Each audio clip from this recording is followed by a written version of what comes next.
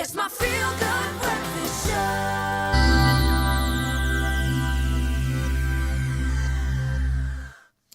Welkom terug, is geskakel hier by ons is Expresso op SABC3. Lekker om saam met julle kan kuier so vroeg op die Vrydagoggend. Right now we're heading over to the final frontier and now it's World Space Week, and this week we've seen some space activities across the globe really stepping it up a notch, specifically talking about the Ariane 5 rocket launch and the incredible crew escape module test for space tourism company called Blue Origin.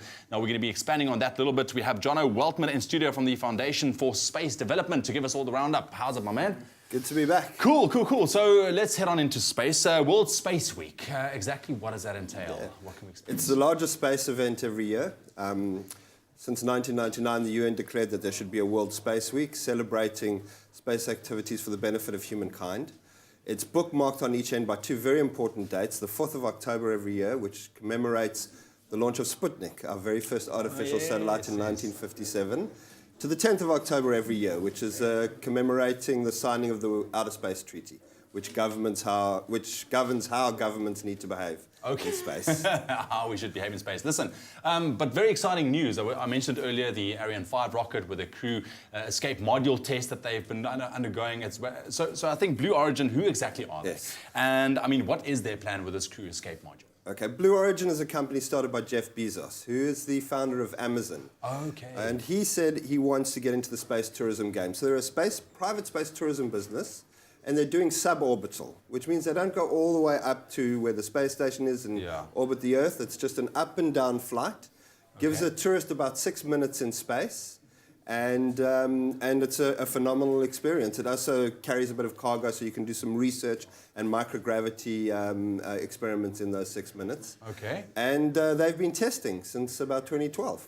Okay, so this is where this is the crew escape module. This test that we're seeing now, okay, that's the liquid BE-3 rocket that's taking off. Oh, it looks very different to your conventional rockets that we normally see. It's a much smaller booster because it doesn't have to go as far or as high. But it's self-landing as well. This is actually the 5th flight of the booster and the 7th flight of that capsule. Oh my word. Now, what they wanted to do is make sure if something goes wrong, the crew can survive. And so at 45 seconds, you can now see the separation.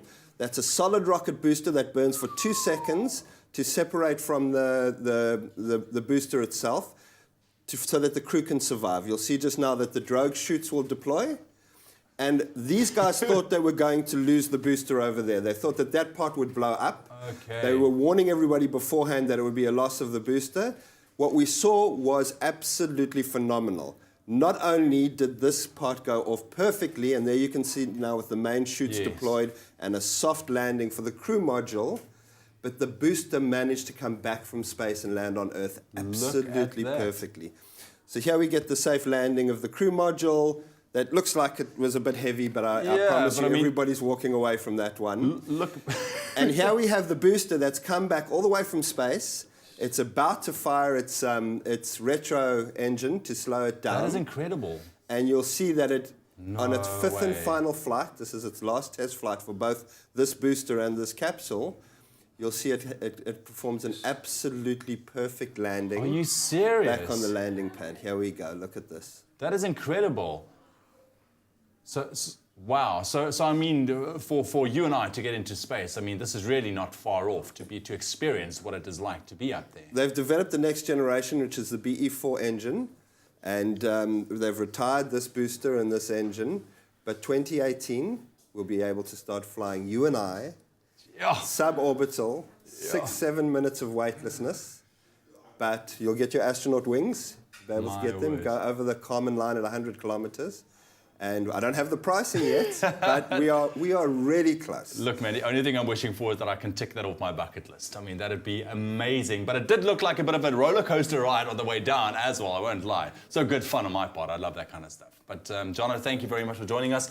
Very exciting news indeed in the world of space. World Space Week. It is currently underway, yeah? Currently underway. Awesome stuff. Let us know what you think about that. And would you consider going on that module into space? Let us know. Right now, let's talk tech news with Graham and Lee.